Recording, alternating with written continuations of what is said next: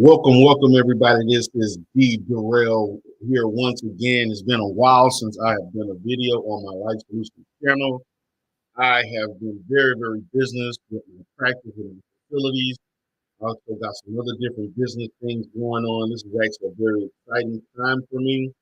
Also, guys, um, shout out to my alma mater, Southern University, for winning the Bayou Classic in New Orleans over the weekend.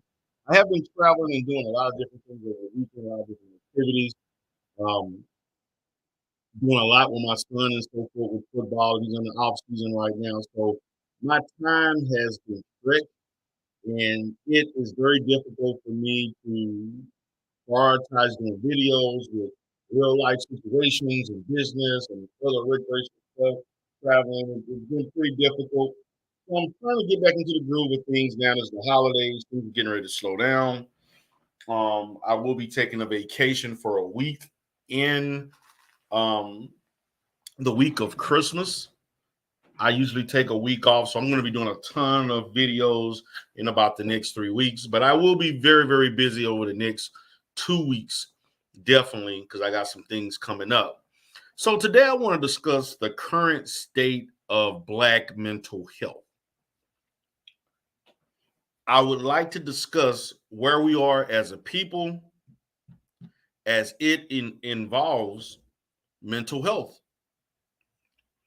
as it involves where we are as far as improving long term, improving as far as seeking treatment, maintaining the treatment and services, and also the education. The psychoeducation is highly important in the Black community because there are so many people, there's a large percentage of people who are just not aware of what mental health is, what it means, you know, what are the warning signs, treatment, behavior, things of that sort. Okay? That's just not. So, I would like to say the current state of mental health or Black mental health is improving, but Black mental health has a long way to go. And the fact of the matter, in the Black community, we still have a large percentage, and I'm going to say nearly half of Black people in this country are not comfortable seeking mental health services.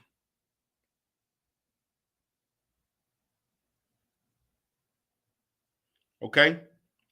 It's just a fact.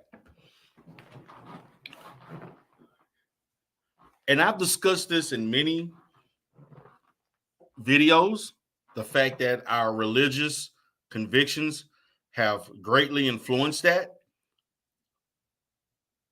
Racism in this country, as it involves Black people being marginalized and discriminated against and mistreated with no resolve, with no consequences for those who have inflicted unethical medical and psychological and experimental practices on African American people. Those are the biggest reasons why Black people are skeptical about mental health. Also, the fact that, particularly if you're getting those services outside of a private practice arena,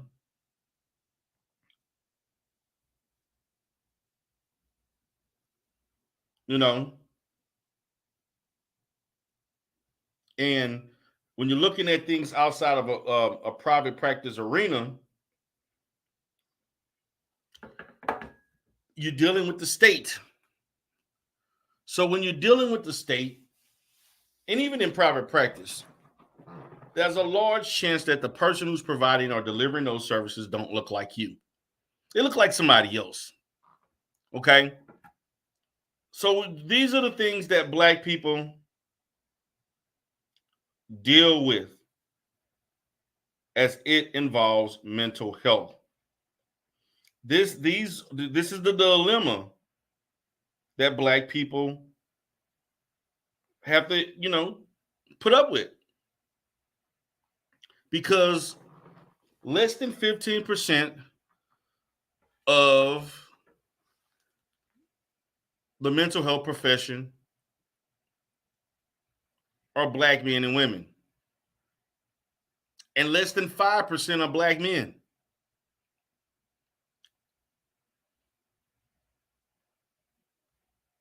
These numbers in itself pretty much characterize the problem as far as mental health, because it's just not about your belief system that influences how you look at mental health. It's the fact that people are going to be more comfortable with the delivery of services of people who look just like them. Consumer choice.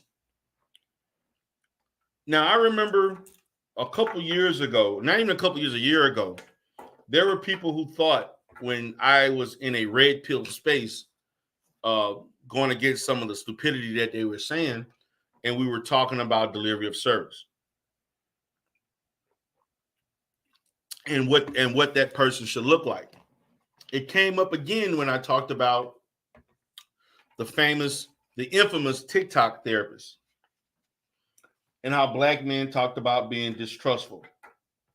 Although in the red pill space, I know that their preference for a Black man was grounded in their hate for Black women.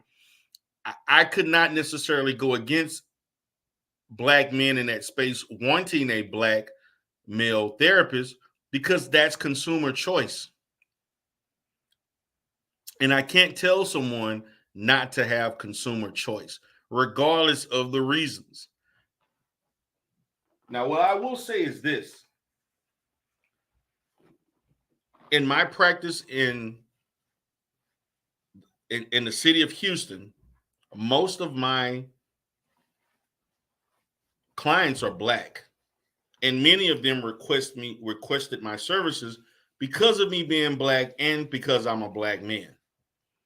And I cannot ignore the fact that African American people want to see someone that looks like them and someone that comes from their culture providing these services.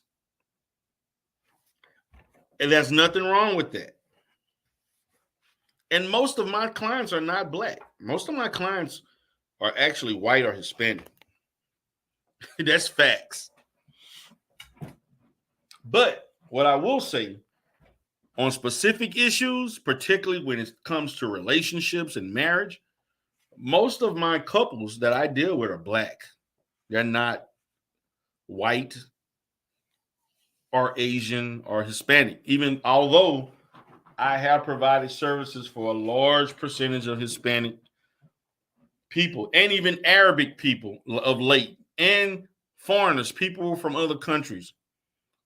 I've even had some interracial relationships. And I commend people who can look past race.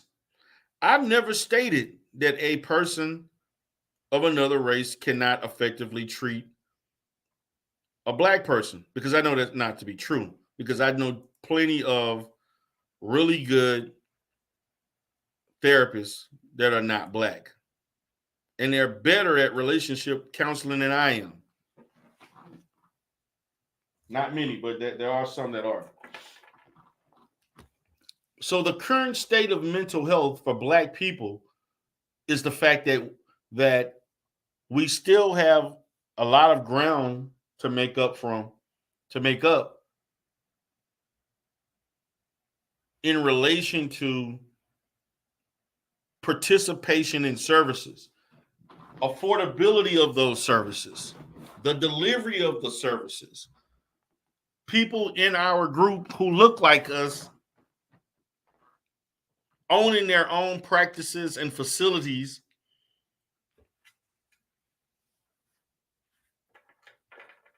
to the community. working collectively with churches and other community organizations and nonprofits. There's still a lot to be done in that area. And there's a lot of financial opportunities. Lots of opportunities.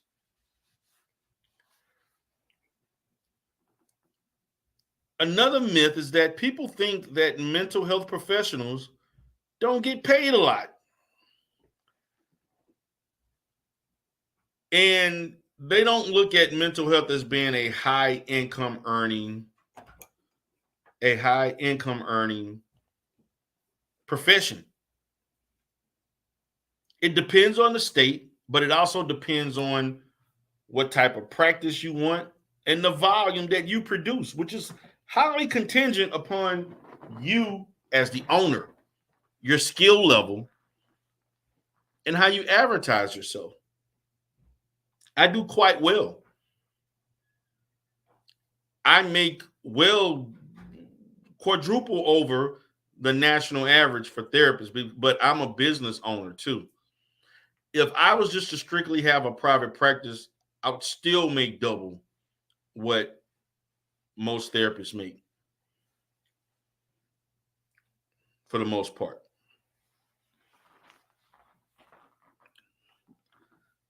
The state of Black mental health is promising. The state of Black mental health has a lot of work to do. I can consider that in looking back 20, 15, 20 years ago, there are far more Black people who are a lot open to therapy and who are actually look at therapy and therapists in a positive manner. And there are less people depending on the church to be the hub to take care of mental health issues. There's a lot less Black people confident in the church.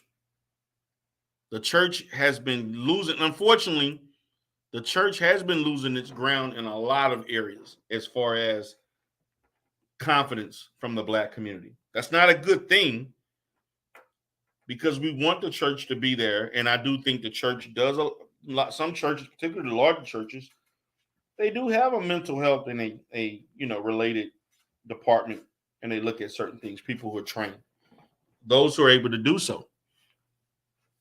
So that's pretty much my evaluation of the mental health field as far as it involves Black people. The state of Black mental health is constantly being impacted by racism. It's constantly being impacted by the environments that we live in, the volatile environments that we live in, how we are being perceived by others, and how we being perceived as a community internationally and abroad and within the country. Those things impact Black mental health. Also, and I left this out, but this to me is a small aspect because I don't deal with medication. However, I think that people who are seeking psychiatric services, which are needed, but most psychiatrists are not going to be Black. And it's a 95% chance when you do seek a psychiatrist, that's not going to be a Black psychiatrist. It's going to be somebody of another race, which is okay.